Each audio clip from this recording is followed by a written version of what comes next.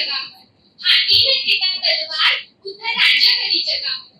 ज्या काळात संपूर्ण विश्वामध्ये हिंसा, अशांती, अंधश्रद्धा, अधर्म यांचा स्तूप बांधलेला होता, त्या काळात संपूर्ण विश्वाला शांतीचा महान संदेश देणारे तथागत गौतम बुद्ध, ज्यांच्या कुशीतून स्वराज्याचं हे एकच स्वप्न साकार झालं, अशा राष्ट्रमाता राजमाता माँसाहेब जिजाऊ या महाराष्ट्राच्या मातीत जन्माला आलेला प्रत्येक मावळा जर उभा राहिला तर हे स्वराज्य उभं राहील, अशी संकल्पना तनातनापर्यंत पोहोचवणारे स्वराज्य संकल्प छत्रपती शहाजीराजे आणि ज्या महापुरुषानं स्वराज्याचं हे देखणं स्वप्न साकार केलं, अशा प्रत्येकाच्या तनातनातल्या, मनामनातल्या, क्षणाक्षणातल्या, कणाकणातल्या जिव्हाळ्याचे नाव दडलेलं आहे असे हिंदुपद पादशाह, हिंदवी स्वराज्य संस्थापक, बहुजन प्रतिपालक, कुडवाडी भूषण, महाराजाधिराज राजा शिव छत्रपती शिवाजी महाराज की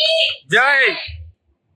आणि ज्या महापुरुषांचं नाव घेतलं की आमच्या तरुणांच्या नसानसातील रक्त असं खवळायला लागतं, असा जगातील सर्वोत्तम राजा, बुद्धिनिष्ठ, महापराक्रमी, महातेजस्वी, शिवपुत्र, स्वराज्य संरक्षक छत्रपती संभाजी महाराज की जय.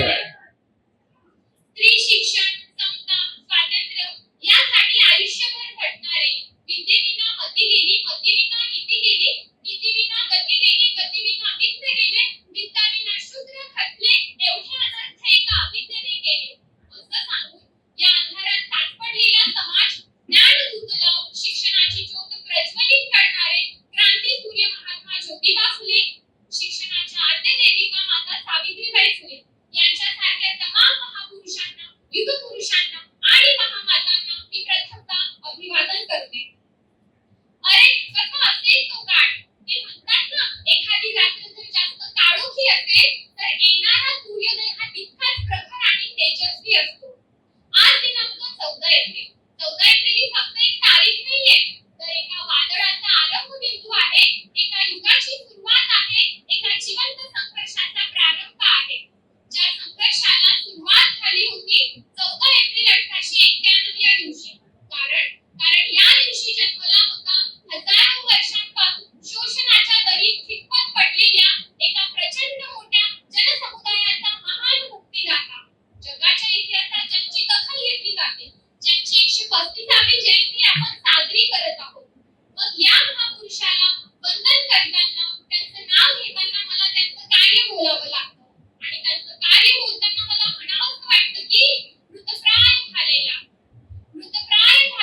कोट्यवधी भारतीयांत भरला ज्यांनी नवा प्राण, मृतप्राय झालेल्या कोट्यवधी भारतीयांत भरला ज्यांनी नवा प्राण, मनुवादाविरोधात लढले जे पूर्णवेधा, काळ्या रामाला घाम फोडून 14 तळ्याला आग लावून, काळ्या रामाला घाम फोडून 14 तळ्याला आग लावून पेटवले ज्यांनी मनुस्मृतीचे प्रत्येक पान, कोलंबिया विद्यापीठाने जगातील सर्वोत्तम विद्यार्थी म्हणून केला ज्यांचा बहुमान, तेच आहेत या भारताच्या संविधानाचे एकमेव शिल्पकार.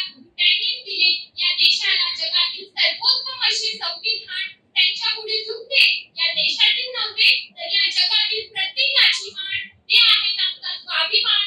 अशा विश्वरत्न, देशरत्न, भारतरत्न डॉक्टर बाबासाहेब आंबेडकरांना माझा शतशः प्रणाम, माझा शतशः प्रणाम, माझा शतशः प्रणाम.